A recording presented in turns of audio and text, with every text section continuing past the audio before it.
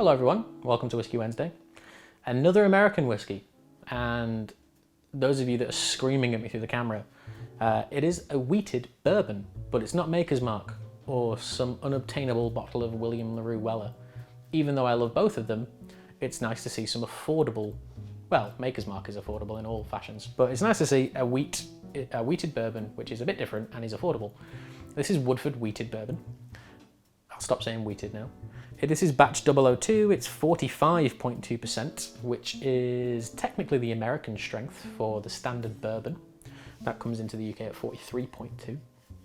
A couple of years ago we gave the rye, well, my first year in charge of this channel, I gave the rye my whiskey of the year. And I still stand by that because it is delicious. They have a malted whiskey, which is a blue sort of label, whereas this wheated style is this kind of burgundy red label. Like the rye, I'm not sure of the mash bill for the malted whiskey, but this is only 52% wheat, which is quite unusual because legally the minimum requirement is 51% for a dominant grain. So with most bourbon, it's at least 51% corn. With rye, it's at least 51% rye. Woodford's rye is 52% rye. This wheated bourbon is 52% as well, but with wheat. So just something a bit kind of off the wall, a bit unbeaten territory. For some reason, I'd never tried this and was just browsing through retailers online. I went, you know, why have we never reviewed this? Why have I never tried it? I claim to be a bourbon fan and I've never tried this thing, so it seems a bit ridiculous. Love Woodford, love everything they do. I can't think of a foot wrong they've ever really done with their everyday whiskies. Tastes great neat, cocktails, ice. I'm not a fan of whiskey on ice, but people love Woodford on ice. But let's smell it. Is it similar to other wheated bourbons? Has it got that huge caramelly, cocoa-y thing going on? Oh, no, actually, it's a bit lighter. So for some reason, it might just be my nose today. Getting a bit of like the prickle of the alcohol. I'll just be a bit more delicate with my nose.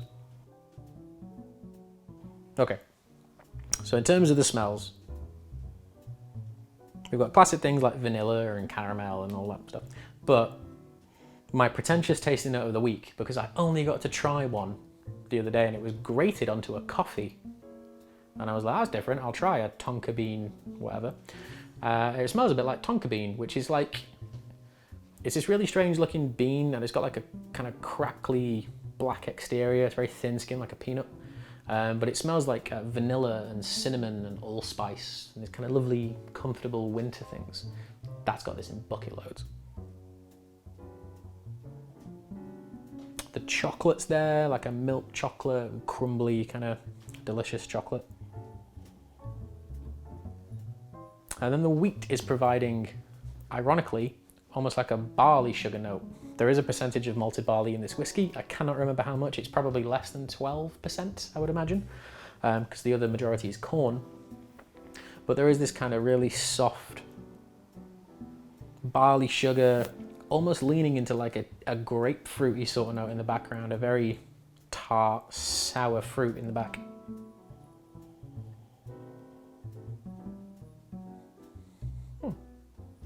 A bit of classic Woodford orange too. Let's taste it.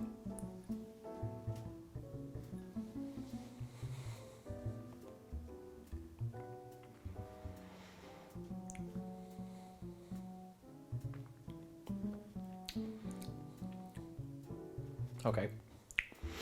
When I first tried this, about 3 weeks ago, I think is when I bought it. From the point of this video coming out, about 3 weeks ago. I was baffled by how earthy it was and how all of those grains inside it kind of taste like they've been burnt. In a nice way, in kind of like a refreshing, like really, really dark chocolate kind of way. For some reason, we get barley sugar on the nose, and then on the taste, I taste a lot of malted barley, like quite a lot of malted barley. This is the first Woodford I've ever tried, which doesn't contain any rye. I think that's true. I'm just trying to trace back through my memory. So maybe that's why the barley is just popping out so much more, because the corn is obviously soft and sweet and the wheat is soft and sweet. So the barley seems to be the present force, and barley, as a Scotch fan, as we all know, is a bit more bittersweet in its approach. It's kind of earthy, malty. I know I've used the word, but it's there.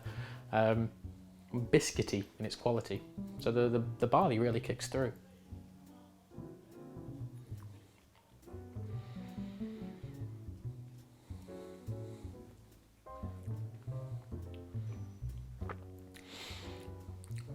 There's none of the fruitiness, like that grapefruit thing. You could argue that's possibly there because the finish is a bit brighter. Possibly you could use the word tart to describe it. But yeah, it's earthy and it's a bit rawer and not as sweet as the nose would lead you to believe. Yeah, it's like an earthy Woodford, which is a sentence. I've never said those words ever before in my life. I want to give it one more taste because there's quite a lot going on with this, and I'm not really too sure what I can pick out from it. In a good way, there's quite a bit going on.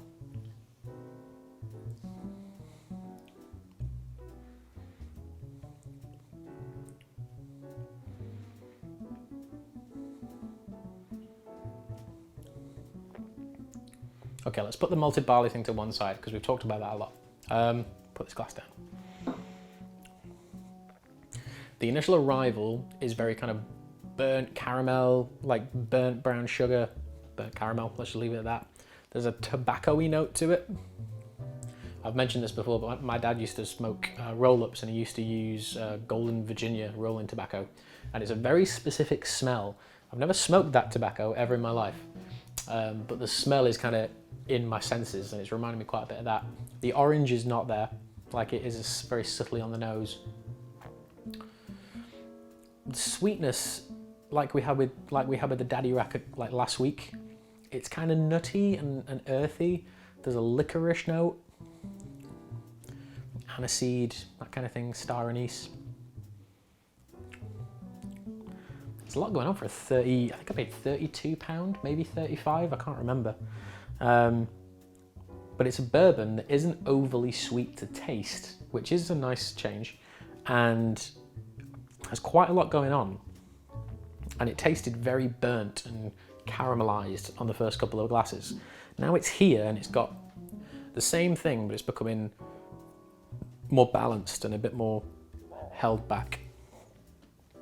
God knows what's going to happen when we get halfway down the bottle. I shall let you all know. What an intriguing little whiskey.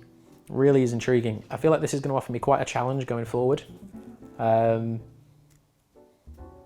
Because it's changed so quickly over such a short amount of time. I'm going to give it an 8. It's very solid, it's very good. Based on the flavours I'm tasting now, it's something which is quite enjoyable, and I probably will buy again. This is batch 2, and it's bottle number 2082. If any of you watching this have bottle 2081 or 2083, let me know if it tastes any similar. But I'm going to give it a very, very solid 8, because it's intriguing me, and it's different, and I'm kind of confused and enjoying the contrast of like earthy, bitter, sweet stuff, and then this weird tart, grapefruity, dried apricot thing, which I can't put my finger up.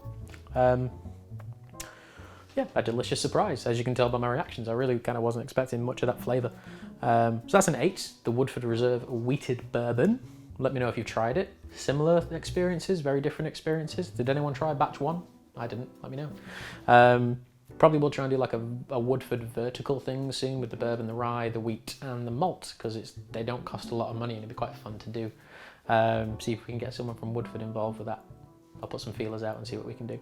But yeah, that's a solid 8. Thank you all very much for watching. This is the Whiskey Shop again, still sat in a barrel. This is from Maker's Mark, so I apologise for the cross branding, but it's cool. Thank you all for watching, and we'll see you all next week. Cheers.